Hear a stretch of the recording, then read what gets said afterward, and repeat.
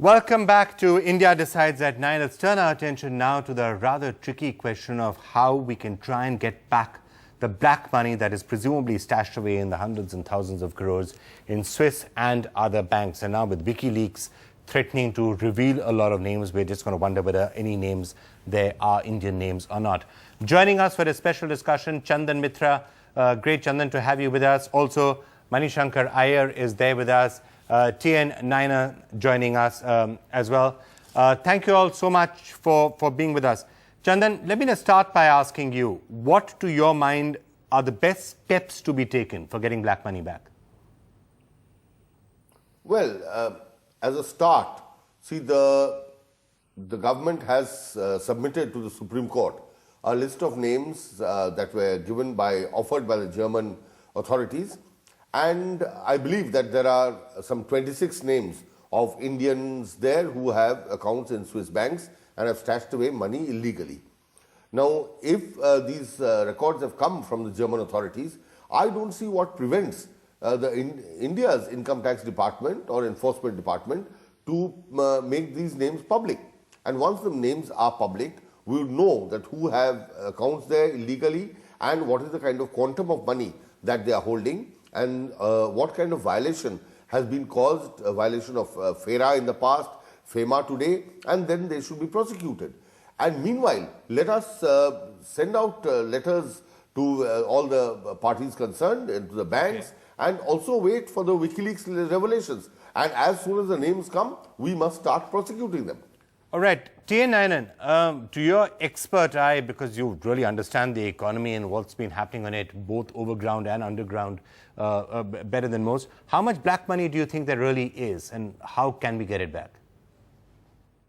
Oh, nobody really knows, Vikram, how much black money is abroad. By definition, that has to be guesswork.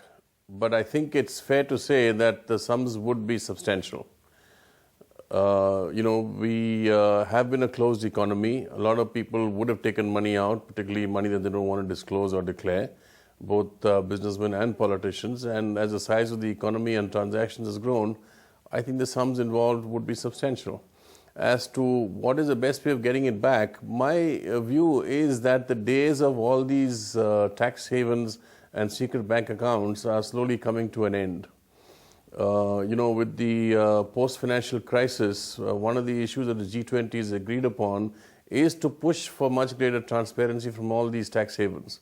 And they're going after them one by one. Many agreements are being signed. I think the government of India itself is working out deals with various tax havens for transparency. And so I think this whole phase of money being stashed away in secret accounts is going to get much more difficult as we go forward. Okay, Mr. Nayanan, it's important, of course, to say that it's theoretically not illegal anymore to have Swiss bank accounts or accounts in any other bank overseas, because now Indian citizens are legally allowed to send $200,000 overseas every single year, and that's every individual. So it is legal to have accounts overseas. I guess the question is whether what the source of the money is that you sent abroad. No, of course, it's not illegal to hold money abroad, but you have to send it out through the formal banking channels. And to the best of my understanding, the sums that have gone overseas for investments under that scheme are not large at all. And they certainly would not match the illegal transfers that have taken place over time. Okay. Manishankar Iyer, the Congress has been ruling for most of the last 60 years, but your sense, how much money has actually been stashed away? Do you agree with the figures, hundreds of thousands of crores stashed away overseas? Would you agree with that? There's absolutely no doubt that hundreds of thousands of crores of Indian rupees over the years have been stashed away in Swiss banks and other tax havens. There's no doubt at all about it. And the blame was being placed on the license permit Raj, saying that with very high tax rates, the businessmen had no alternative but to send their hard-earned money abroad. But Global Financial Integrity, which is a think tank based in Washington, has just estimated that whereas before economic reforms in India, approximately 27% of the Indian economy was unaccounted for, which is a polite way of saying it's black money. Now they say after economic reforms, the latest figure or the latest estimate is around 43%.